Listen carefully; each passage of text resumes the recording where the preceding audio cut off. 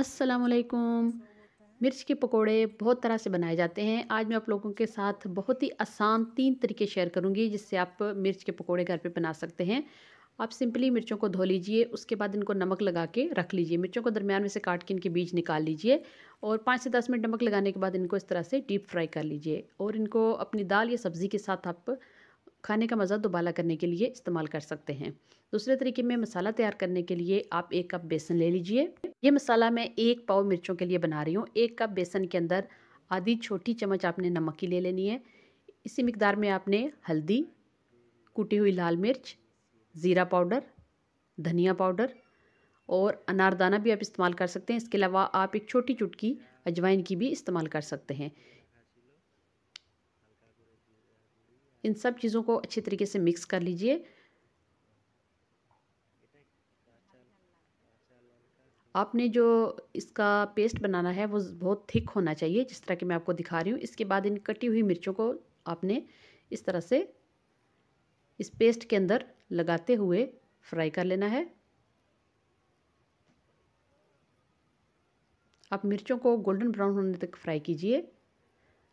दोनों साइड से आप उनको पलटते रहिए ताकि वो जल ना जाएं।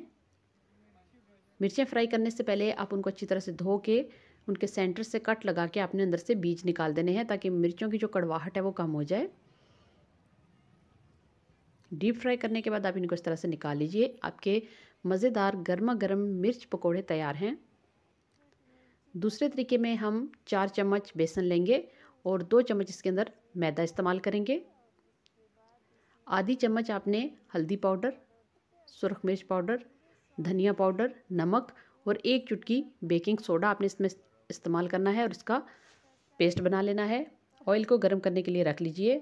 अब दरमियान में से कटी हुई मिर्चों को इस तरह से इस पेस्ट के अंदर डिप करके अच्छे तरीके से फ्राई कर लीजिए।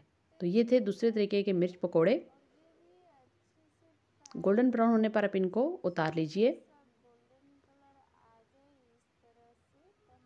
अब जितना इसका कलर डार्क करेंगे मिर्चों की कड़वाहट उतनी ही कम होगी।